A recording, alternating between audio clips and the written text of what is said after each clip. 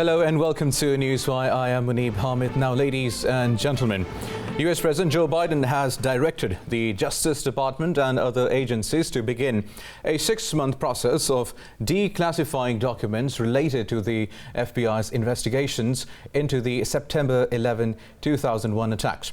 Now, the move on Friday comes days before the 20th anniversary of the Al-Qaeda attacks and a month after 9/11 survivors. Now, first responders and family members of the nearly 3,000 victims wrote a sternly worded letter to the president. They accused the US of deliberately keeping the documents, which they say prove that Saudi government officials aided the Al-Qaeda attackers. Now, to talk on this, we have with us Dr. David Samuel Sedney, political analyst. Welcome, David. And we have Dr. Karl Kaltenthaler, national security analyst and professor and director of the security studies at University of Akron. Now, David and Karl, welcome to the show. Now, I am going to read a statement of President Biden, David and Karl, and then I'll ask you for your views on that. Now, as the statement read, when I ran for president, I made a commitment to ensuring transparency regarding the declassification of documents on the September 11, 2001 terrorist attacks on America. As we approach the 20th anniversary of that tragic day, I am honoring that commitment, Biden said in a statement on Friday.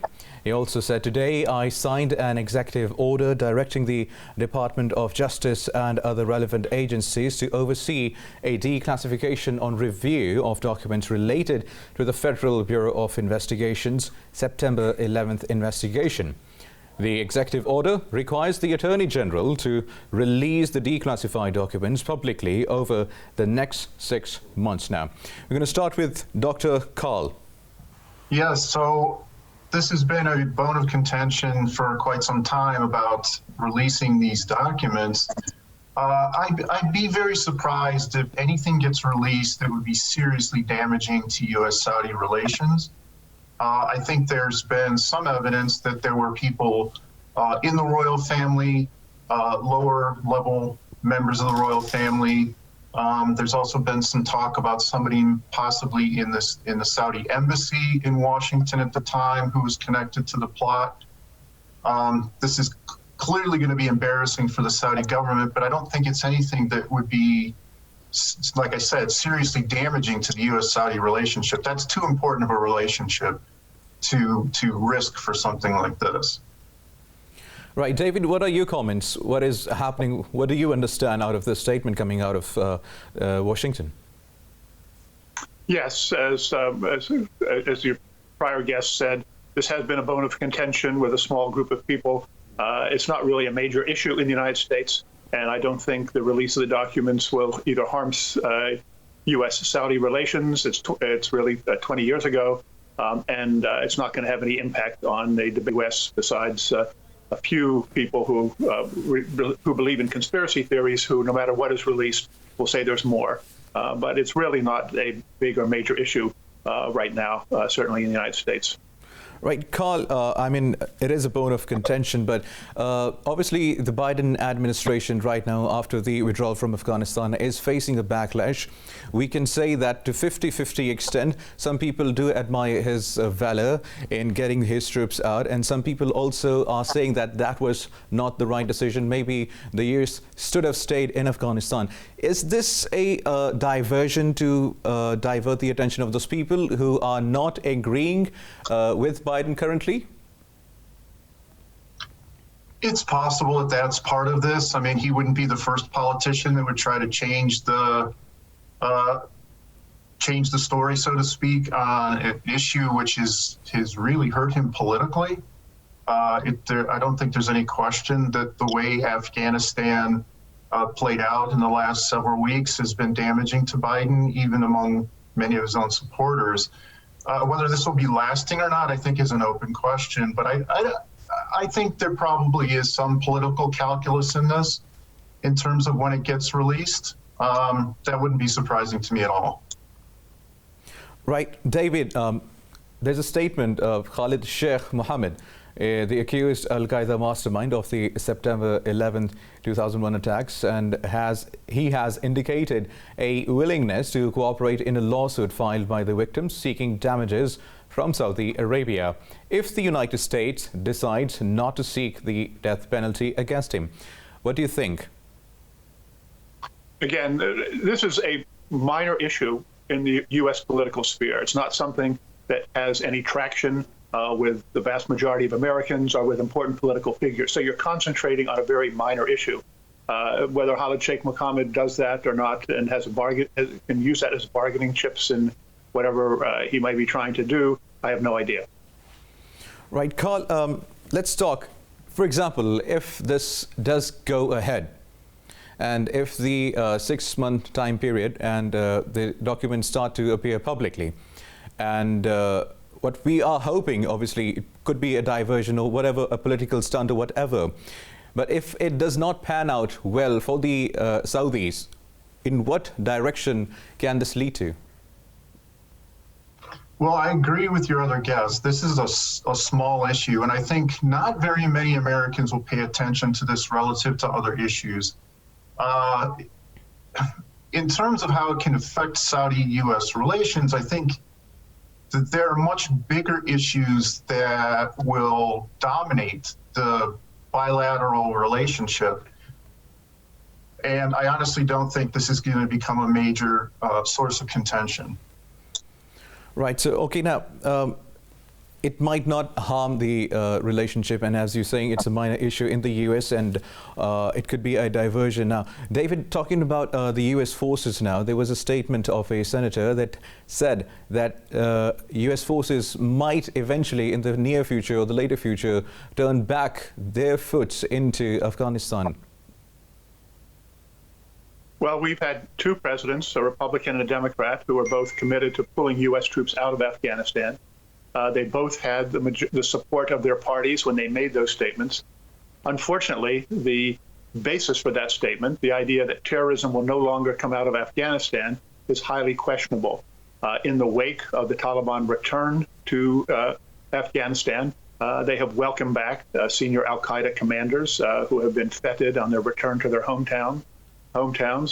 There are a number of other groups that apparently are also seeking refuge in the new Taliban-governed Afghanistan. So if Afghanistan were to again be the source of terror activities against the United States or its allies, I think President Biden and President Trump have been pretty clear that U.S. troops would go in to address that issue. What I don't think you will see is any effort to govern Afghanistan or any of the kinds of things we saw over the last 20 years on a broader scale.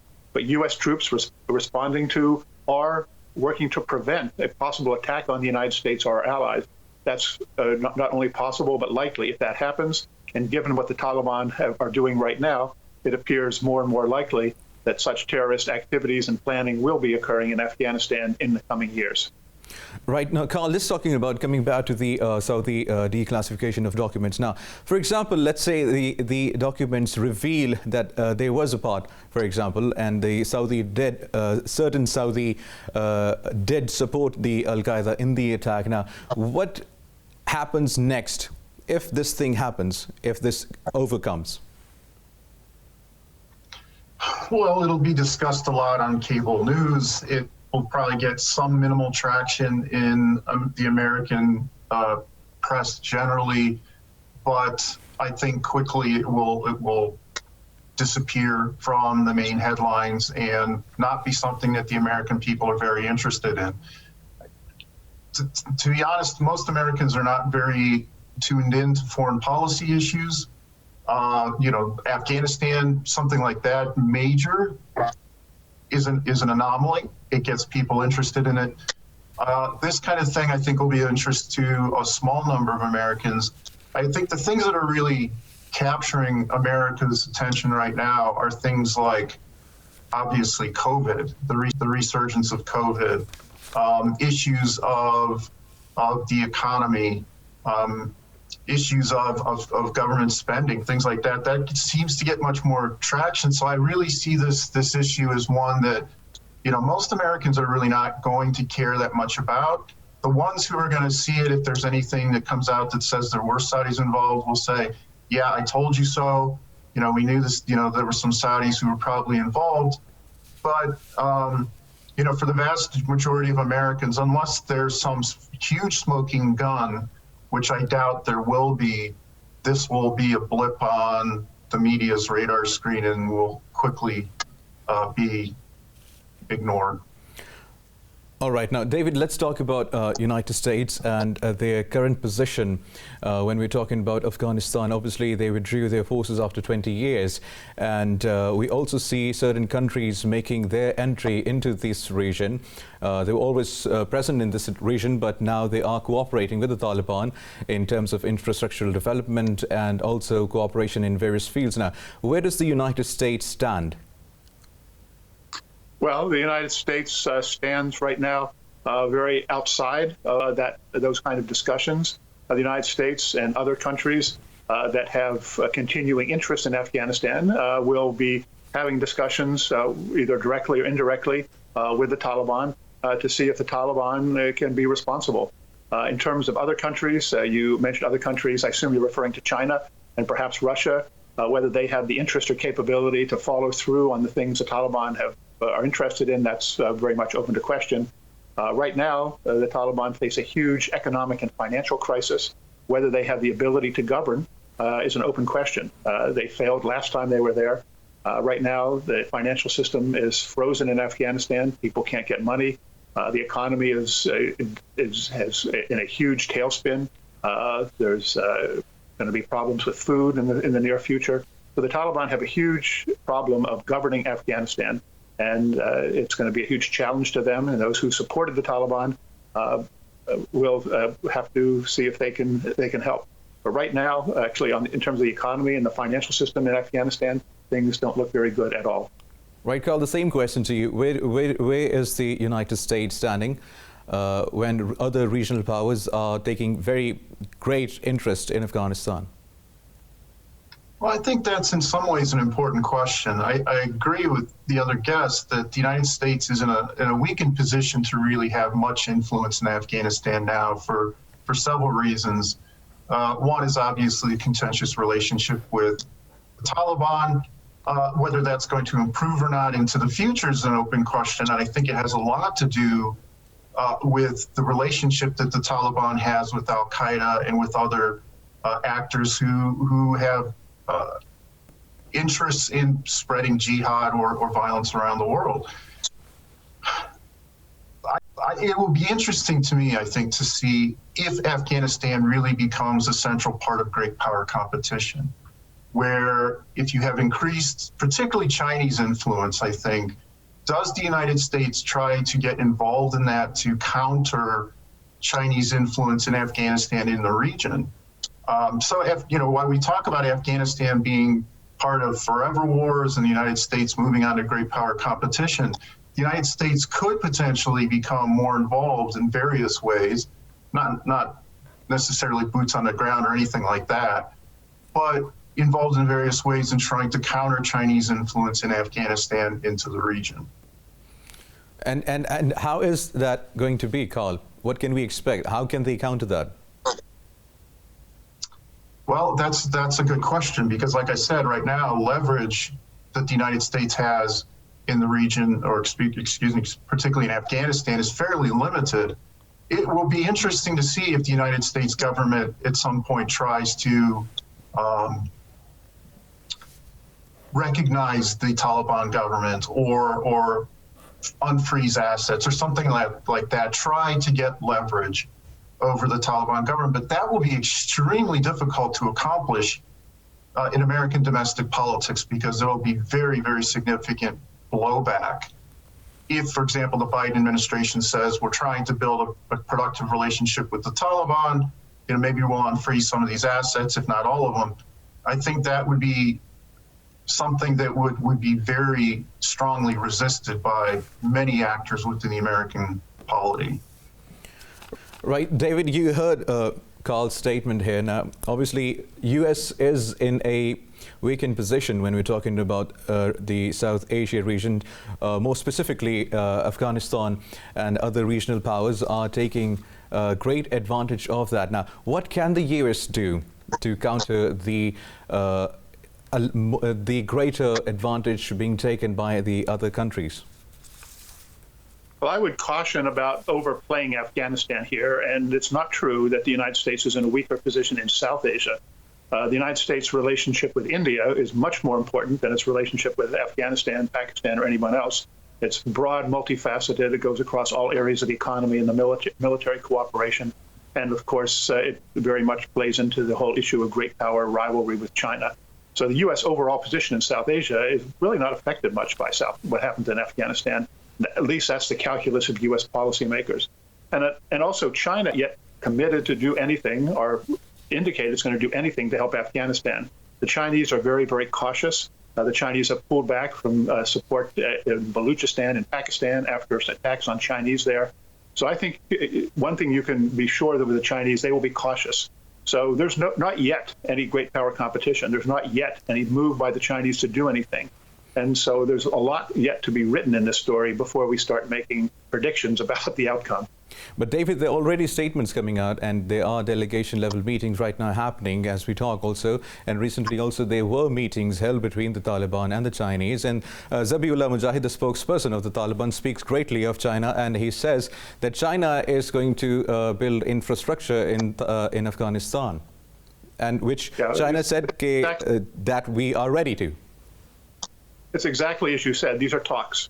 And there have been lots of talks in the last government in Afghanistan. The Chinese signed with great fanfare a multi-billion-dollar for a copper mine, but the actual spending, the actual impact of that was just close to zero. So again, talks, discussions, memorandum of understanding may get the attention of some people, but the reality of actual Chinese assistance is, in my view, far, far away. Right, Karl, is China only talking, or can we expect the Chinese to land in Afghanistan? What do you think? Well, I think obviously the security situation has improved greatly in Afghanistan, and China has interests in Afghanistan in terms of mineral wealth, things like that it could greatly use. I think it is too early to say China is going to become deeply involved in Afghanistan. Depends a lot on how the Taliban govern, but there are strategic reasons why China would be interested in Afghanistan. And to me, I think that what your guest just said about South Asia is very correct, that the relationship between India and the United States is the most important relationship the United States has in South Asia. Having said that, I think it's still to be written what happens to Afghanistan in terms of great power competition. It could become an issue. It may not. The Taliban have a terrible track record of governance. If they govern anything like they did from 1996 to 2001, I don't see a lot of countries lining up to get involved. If they get their act together, if they get help from outside to give them advice and support, it might be a different story. Right, and we all are waiting to see how the Taliban govern Afghanistan this time. We'll come back after a short break and continue our discussion.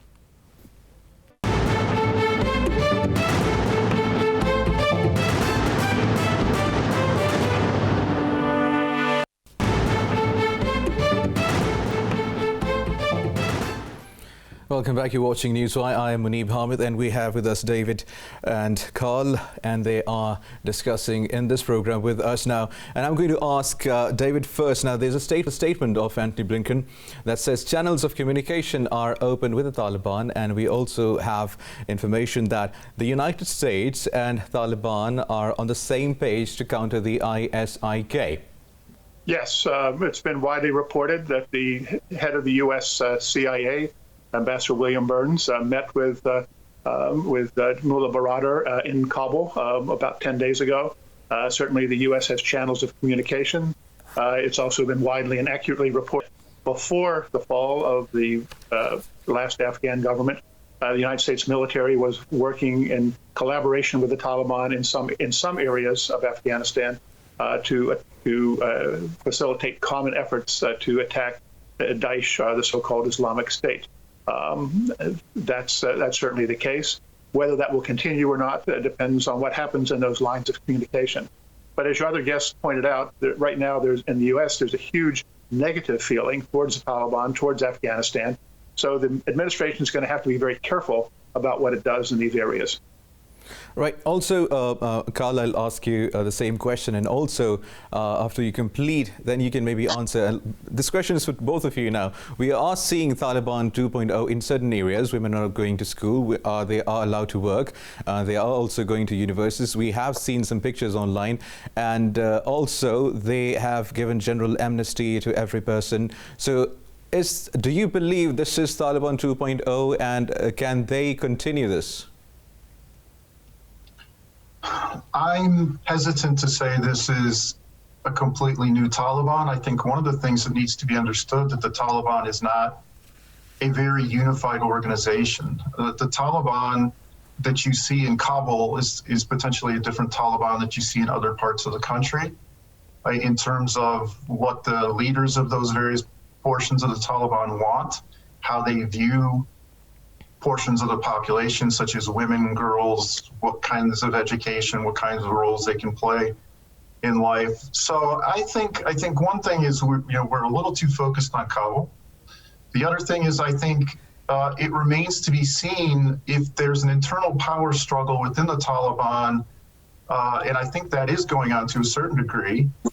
That you might get a different picture than you see here in these early days of Taliban control in the country. So my attitude is wait and see. We'll really know more within the coming weeks and months as to whether the Taliban's really changed its stripes. Also, Karl, comment on the military cooperation that has just after begun against the ISIK of the US and Taliban. I would say it would be limited for a few reasons. One, I think the relationship between the Taliban and the United States is unlikely to be cooperative for very long. It doesn't mean it's necessarily going to become very heatedly contentious, but I doubt there'll be that much cooperation. The Taliban has to worry about its own ranks. What does it look like to the Taliban ranks if the Taliban leadership is cooperating greatly with the United States? I'm sure the Taliban will not allow American forces, either ground forces or drones or anything like that, to operate within Afghanistan, as that would be seen as a breach of sovereignty. So can the United States offer intelligence to the Taliban to help them go after ISIS-K? Possibly, but I also think that would be limited.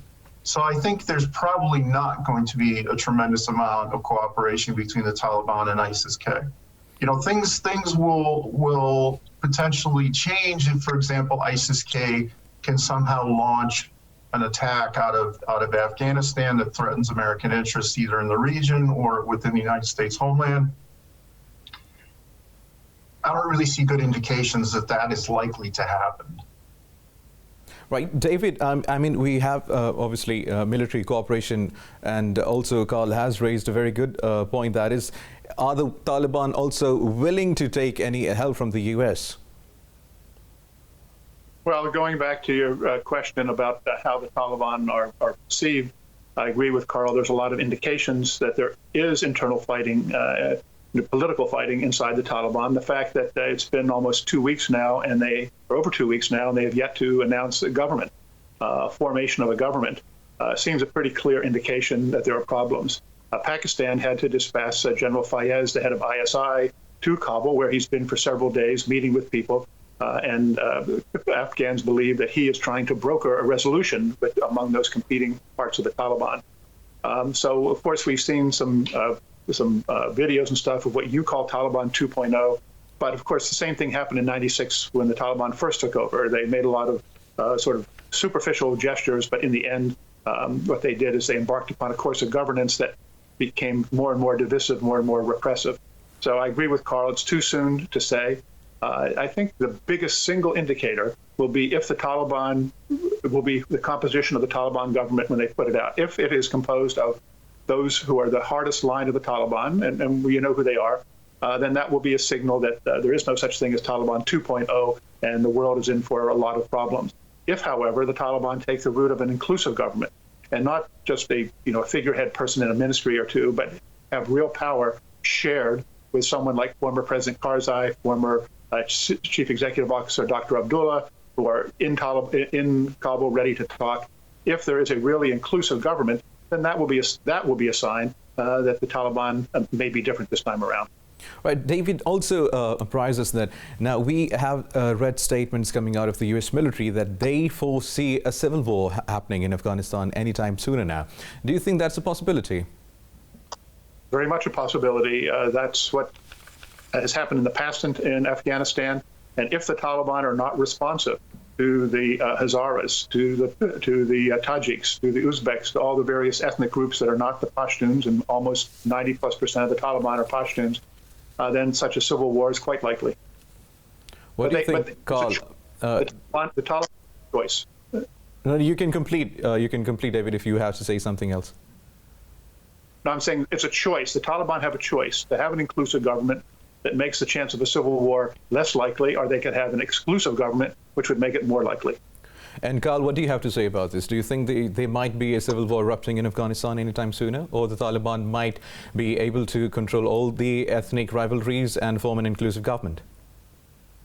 I agree with David. I think that it is entirely possible, in fact, to a degree likely, that you get civil war again in the country. There's huge distrust among the ethnic groups that were just mentioned. The Hazaras, the Tajiks, and the Uzbeks do not trust the Taliban. And I think that one of the most important things that will play out here is, do the Taliban learn from what they did before and they try to create a more inclusive government, or do they try to play to their base? You know, this is one of the things. The Taliban's a political movement. Obviously, they don't have elections, but it's a political movement, and they have to make their people happy, including some of the more hardline people.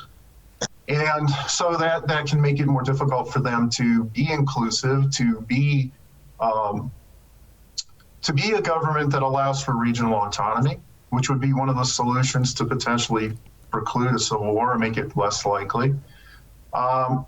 I think another major factor will be, what will foreign powers do? Will other countries aid groups in the country that may want to fight the Taliban, to use force to try to gain more autonomy, or try to break off, or try to defeat the Taliban?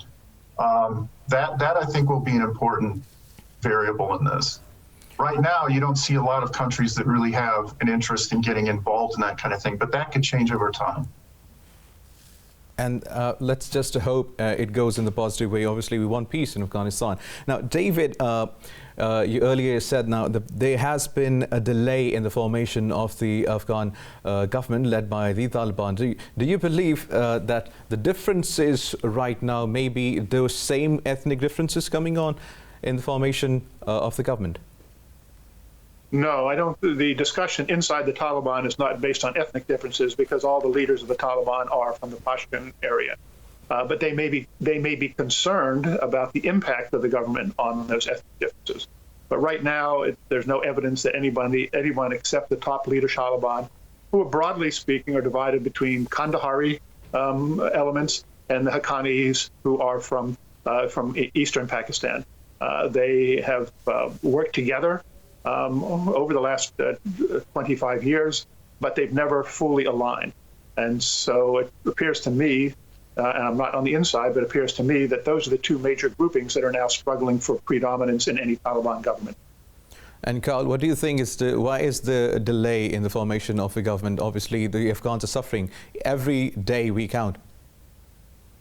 Well, I completely agree with David that the delay indicates to me that they're having a hard time coming up with a government.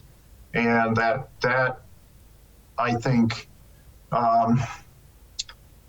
could be because there's dissension within the Taliban ranks about bringing people in from outside the Taliban, but it could also be dissension or disagreement about what they want this government to look like in terms of the face of the Taliban. There's significant differences within the Taliban leadership about what they want the Taliban to represent, what they want the Taliban to look like to the outside world.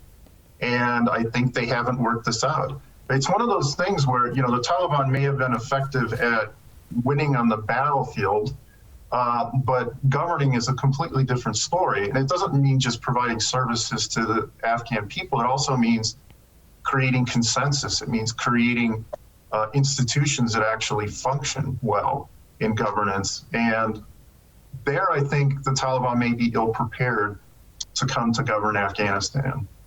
Right, David, the delay could be, as Karl mentioned, there's a difference between running a military force and governing a country. Now, do you think the Taliban might be thinking or planning to bring along outsiders who are much more experienced in governance? I think that's possible, but I don't have any insights into what's going on inside the Taliban discussions, so I think that's possible. But what's also happening, the Taliban are encountering the realities of a new Afghanistan that is completely different in many respects from the Taliban that they left in 2001. This Afghanistan is heavily urbanized. Perhaps 50% or more of Afghans now live in cities and towns rather than rural areas. The role of women. Women are 50% of every society, of Pakistan, Afghanistan, everywhere.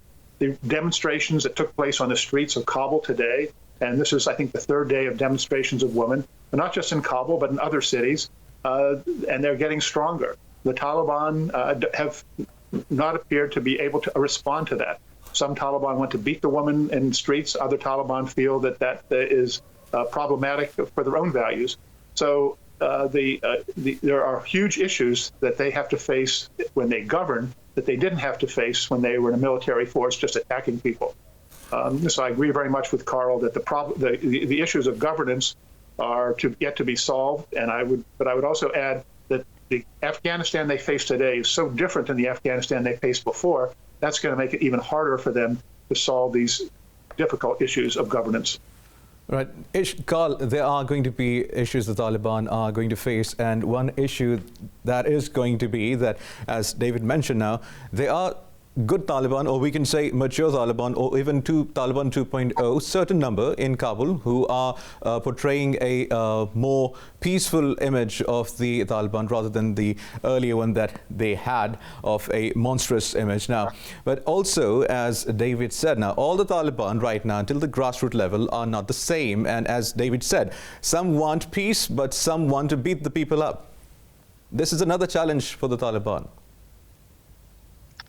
Yeah, it's certainly a challenge to create a disciplined, centralized force that lends itself to policing the country, to governing the country is very difficult. And one of the advantages to a degree the Taliban had on the battlefield was that it was somewhat decentralized. It became more centralized over time, but it was somewhat decentralized. And that allowed for various Taliban commanders to engage in campaigns against Afghan forces that reflected the realities on the ground where they were, and that helped them. But in terms of governance, if you've got one Taliban leader showing one face of governance in one part of the country and then another showing a very different face of governance in another part of the country, it creates an image problem for the Taliban. So they kind of have to figure out how they create a centralized state that functions, that provides services. And I think David is 100% right. In a way, the Taliban face a major problem or major difficulty in that their organization is now facing a society which has modernized in several different ways, has become more urban, more educated, more cosmopolitan, more tied in with the outside world. I mean, that's one of the huge differences I see now is the degree to which Afghans are tied into the world through various types of media and communications. So the Taliban, they have to modernize too if they want to effectively govern the country. And it remains to be seen whether they can really do that effectively without compromising their principles and making it look like they're less than adhering to the ideology that's such an important part of their identity. Right, Karl and David, and as both of you said, it's too early to judge the Taliban, whether it is still the Taliban 1.0 or is the world looking at the Taliban 2.0 now. David Samuel Sedney, political analyst, joining us. Thank you so much for joining us on our program. And also Dr. Karl, national security analyst and professor and director of security studies at University of Akron. Thank you so much for joining us on Newswire, and we all shall see what happens in Afghanistan, and obviously we hope that peace finds its place in Afghanistan and peace finds its place in the hearts of the Afghanistani people. And lastly, ladies and gentlemen, it's not given to people to judge what's right or wrong. People have eternally been mistaken and will be mistaken, and in nothing more than in what they consider right and wrong. Thank you very much for watching Newswire.